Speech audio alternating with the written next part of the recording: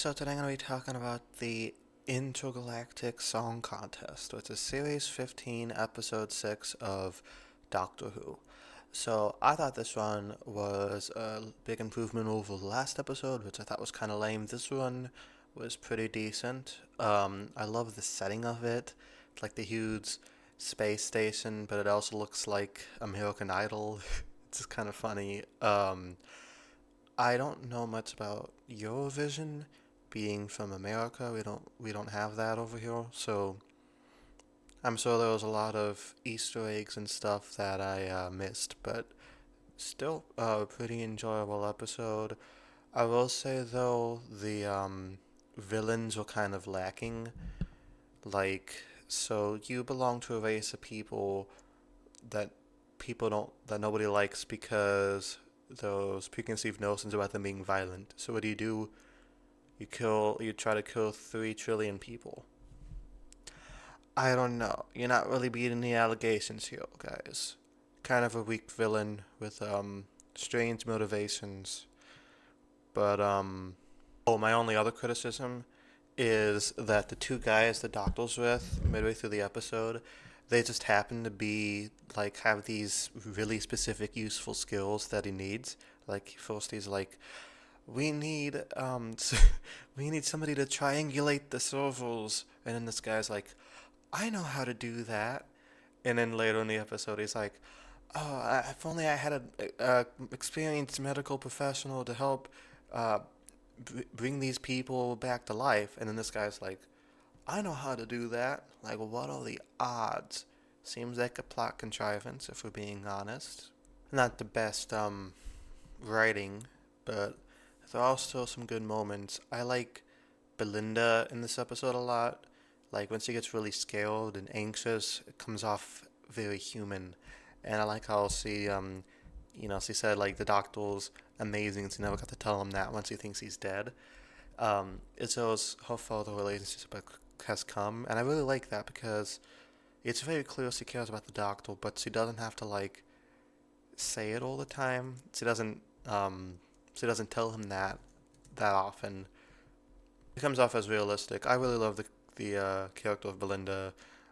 She's definitely an improvement over Ruby, who I liked Ruby, but I felt like her and the Doctor were too close. They never had any conflict. These guys have conflict, so when they actually do have these sweet moments like this, it feels warranted and earned.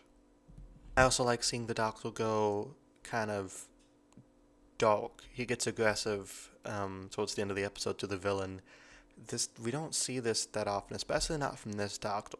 So it's a nice treat to actually see him go like Time Lord victorious a little bit. Like Belinda's reaction to it. She's like, "This isn't the Doctor I know. I've never seen him like this before," because he thinks that Belinda's either dead or dying. So kind of the mask falls off a little bit, and you get to see how brutal he could be given the right circumstances. Basically goes Jack Bauer on the villain, having a holographic duplicate of himself slap him with the bezel.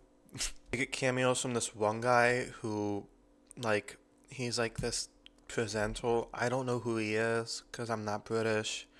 Um, I'm assuming he is like the British version of Ryan Seacrest. So those of you down in the comments who know this is his, please let me know if I'm spot on about that. We also see a cameo from Graham Norton playing a holographic version of himself.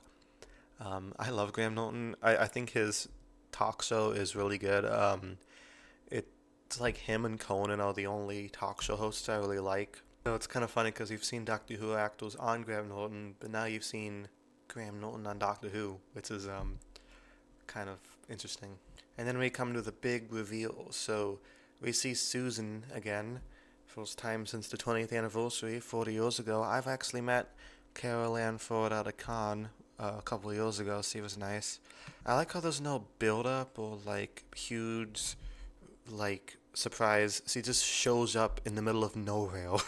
She kind of just blips in and out throughout the episode. I think that's kind of funny. I'm not surprised Susan's back because they kind of hinted at her returning, being mentioned several times in the last season, but the have her just randomly pop up out of nowhere was kind of funny to me.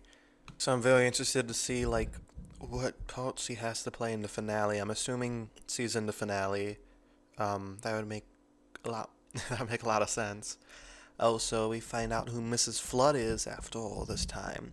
She is the Ronnie, and she bi-generates into another Ronnie, which is I'm still not a huge fan of the bi-generation thing.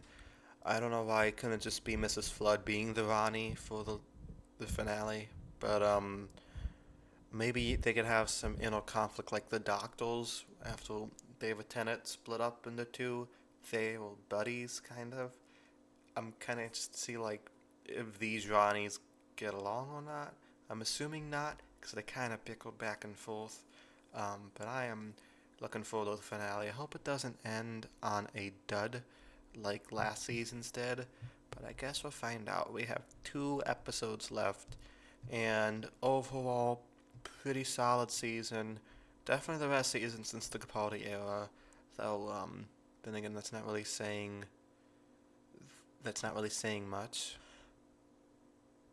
But I am hopeful. I know Kate Stewart's back. I know Mel's gonna come back. It'll be interesting to see how Mel interacts with the Ronnie after all this time. It'd be funny if the Ronnie dresses up like Mel a second time. Yeah, thank you guys so much for watching, and let me know down in the comments below what you thought of this episode. Did you think it was pretty enjoyable, yet very contrived like I did? I give it a C plus for those reasons. And I'll talk to you guys next time. Peace.